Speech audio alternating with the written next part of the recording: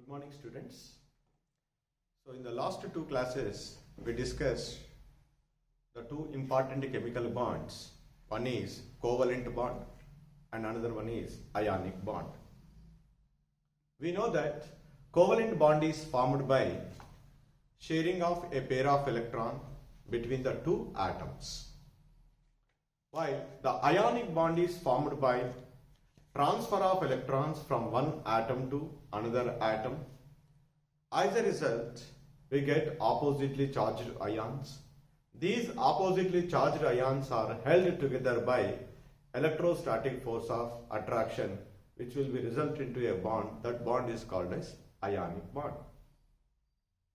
So after that, we can discuss the properties of the ionic compounds. Now today's topic is coordinate covalent bond. So this is another type of chemical bond observed in the molecules.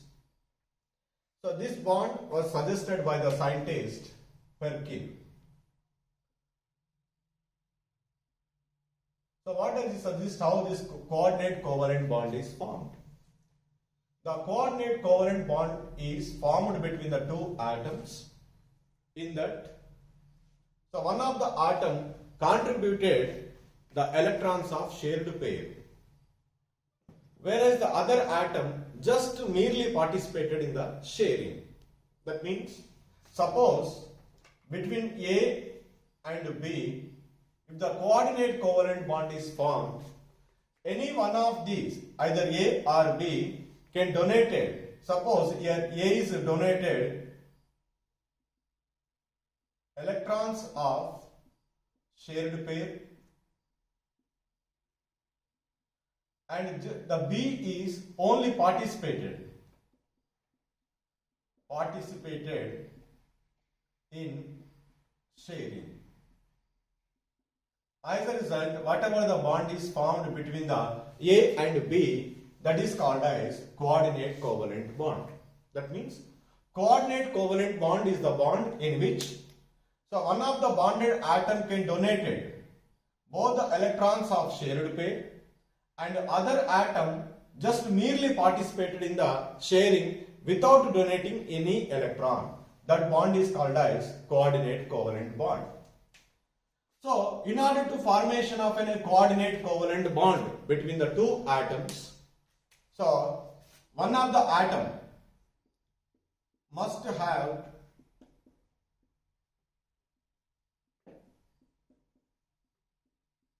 octet and the another atom minimum deficient in 2 electrons to get the octet. In between those two atoms only this coordinate covalent bond is formed. In between A and B, so the coordinate covalent bond is formed. So here A can donate the electrons of shared pair. That means it must have already octet. And the B, whichever it is just participated in sharing without donation, that should be deficient at least 2 electrons. Then only between A and B coordinate covalent bond is formed. This coordinate covalent bond is generally represented with arrow. This is the arrow can be represented between the two atoms where the coordinate covalent bond is exist. The pointing is always towards the acceptor atom from the donor atom. That means whichever it is donate the electrons of shared pair, that is called as here generally the donor,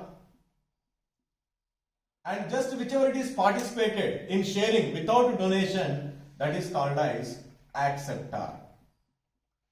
So while you are representing a coordinate covalent bond between the donor and acceptor, we are using this arrow. This arrow is always pointing towards the which one? The acceptor. Then between A, in a molecule AB, the coordinate covalent bond is formed between A and B. Simply we are represented with an arrow like this. We are represented the coordinate covalent bond. This is also called with so many names. dative bond, semi-polar bond, co-ionic bond, like that. Different bonds, okay, the different names are used for this bond, but most of the time we are using coordinate bond or coordinate covalent bond. And once the bond formation takes place, okay, in the modern views, so nobody can much distinguish the normal covalent bond to the coordinate covalent bond. So how this coordinate covalent bond is formed between the atoms can be explained with certain examples. The first one is formation of ammonium ion. Formation of ammonium ion.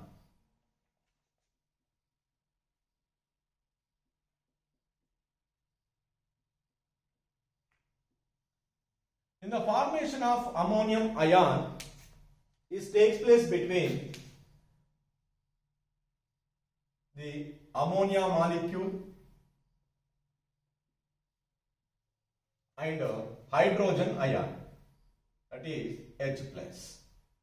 Whenever these two are combining through coordinate covalent bond, we get the ammonium ion. So here in the formation of ammonium ion, so that is NH4 plus. Here the nitrogen is already having the lone pair of electrons, that is I can write here simply. With the lone pair of electrons, it is getting the octet configuration.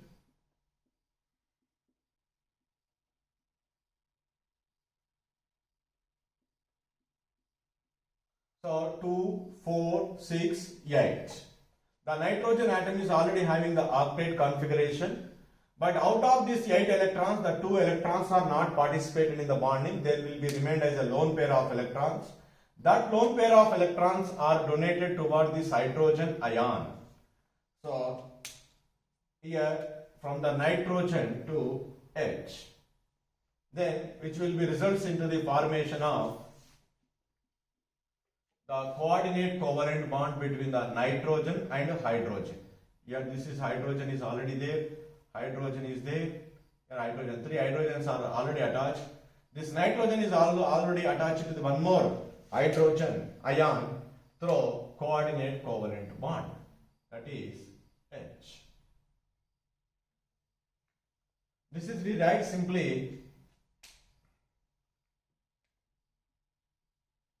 So totally nitrogen is attached to the 4 hydrogen atoms, NH4. So the plus charge is there on the hydrogen. That's why overall charge is NH4 plus. This NH4 plus is called as ammonium ion. During the formation of ammonium ion, the nitrogen can donate electrons of shared pair toward this hydrogen. So now whatever the shared pair is present between this nitrogen and hydrogen, both are coming from the nitrogen. Only this hydrogen can participate in the sharing. That's why this bond is called as what is it? Coordinate covalent bond. Like that, the ammonium ion is formed. Not only that one, we can also see this is commonly appeared in many organic reactions. Formation of hydronium ion. Formation of H3O plus. Hydronium ion. H3O plus is called. What is this here? It is formed by water molecule and hydrogen ion, H plus. So in the oxygen atom, the 2 lone pair of electrons are present. Around the oxygen atom in this water molecule, 8 electrons are present. One of the atom must have the which one? Octet. Okay. Then the other atom deficient in at least 2 electrons. The hydrogen H plus is deficient 2 electrons to get the doublet configuration. Okay. Then this oxygen atom is donated the electrons of shared pair toward this hydrogen atom. As a result, so the coordinate covalent bond is formed between O, H, H is already there, and 2 lone pairs are present. Only 1 lone pair is contributed toward this H plus ion. So as a result, whatever the bond formed is called as, so that is simply the coordinate covalent bond between water molecule and hydrogen ion, which will be results into the formation of hydronium ion. And not only that one, so let us take the between the two molecules. Formation of coordinate covalent bond between coordinate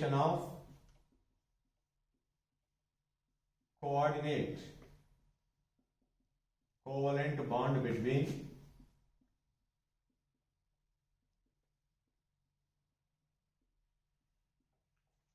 NH3 and BF3 molecule. NH3 and BF3 molecule.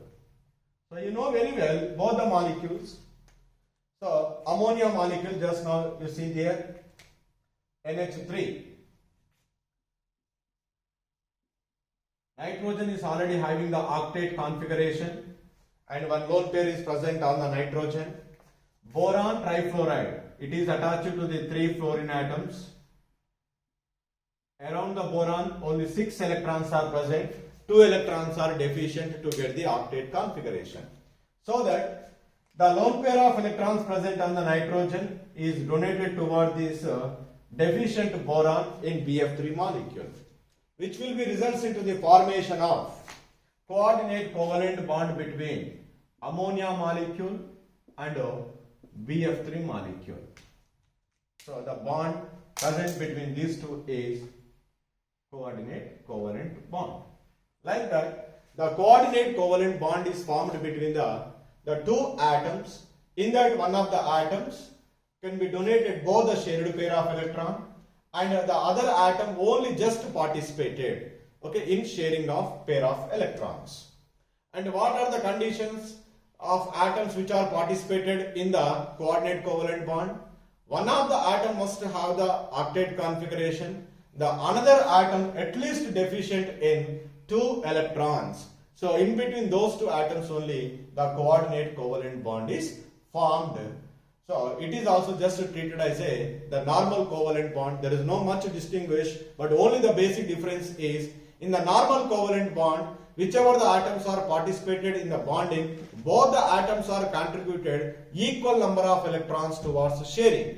But in the coordinate covalent bond, only one of the atom can be contributed both the electrons of shared pair and the other atom just merely participated in the sharing. So this is about the coordinate covalent bond.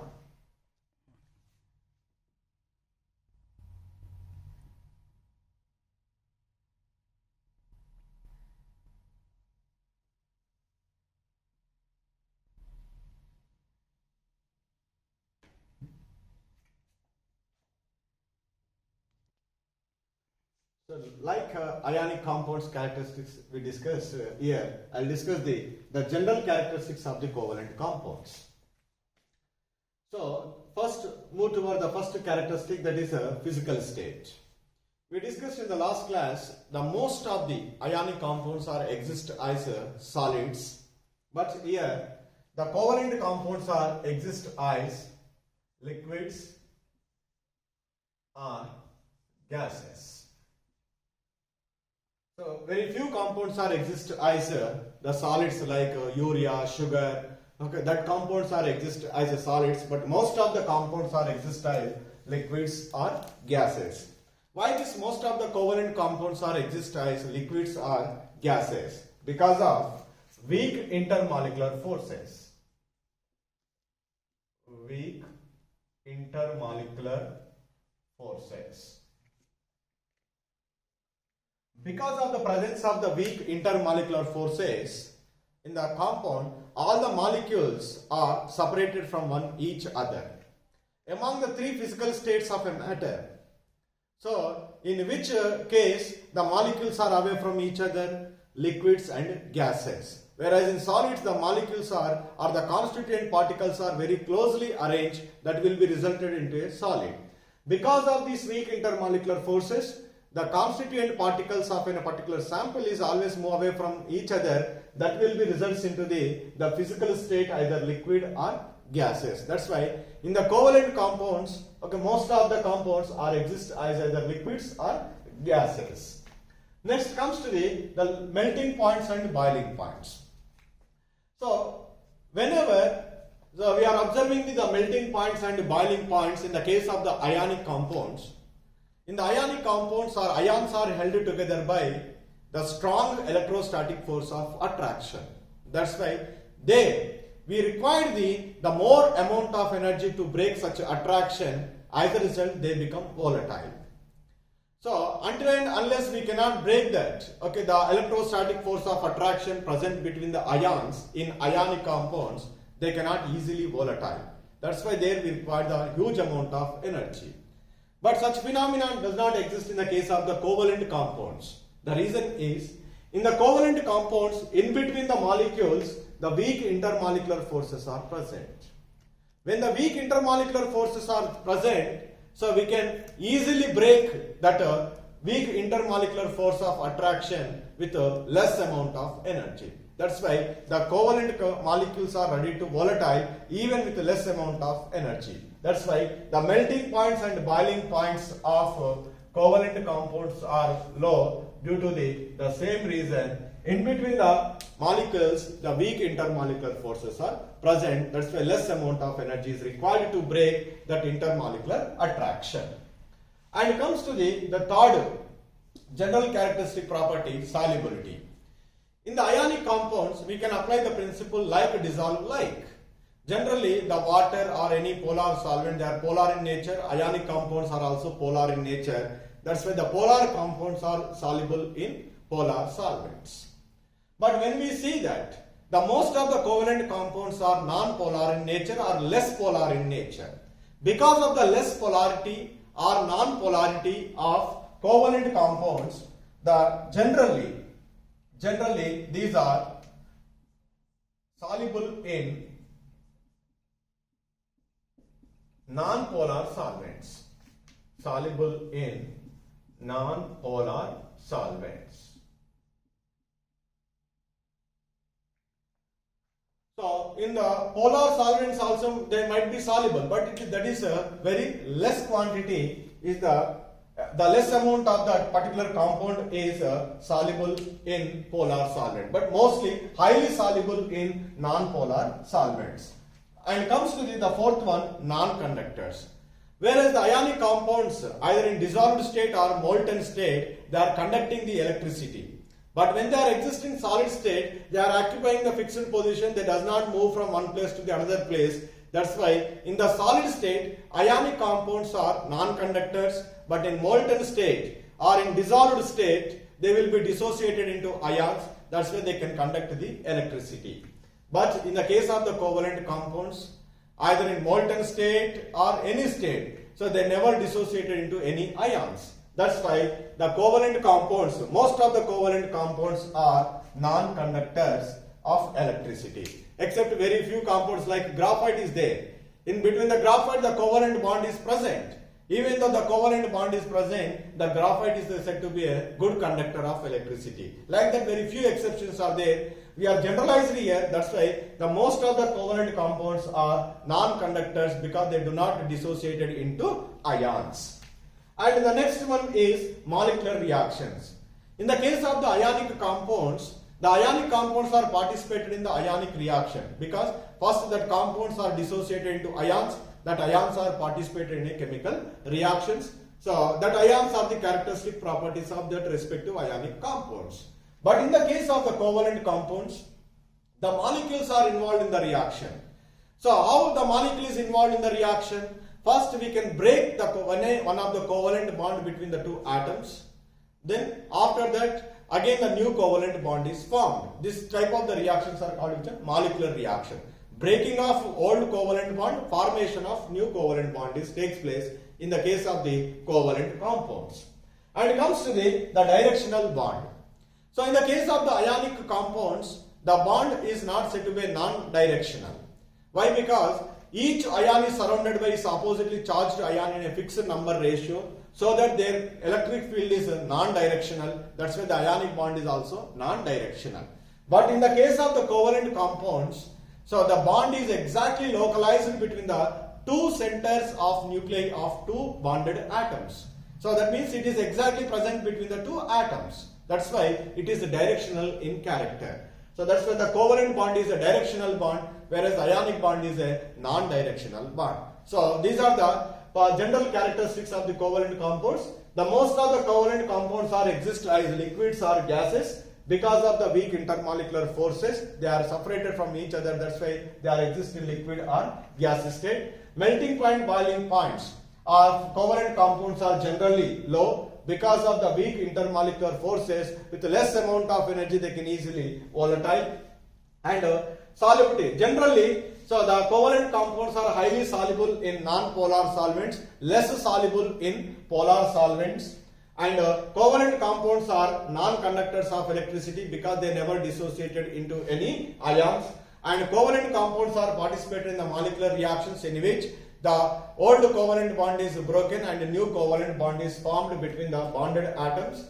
And directional, the covalent bond present in the covalent compounds is a directional bond because it is the bond can be localized between the two centers of nuclei of two bonded atoms.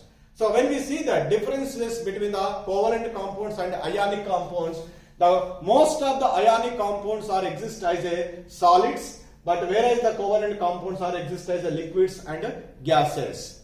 And there is electrostatic force of attraction is present between the ions in ionic compounds. Here weak intermolecular forces are present, like van der Waals forces are present.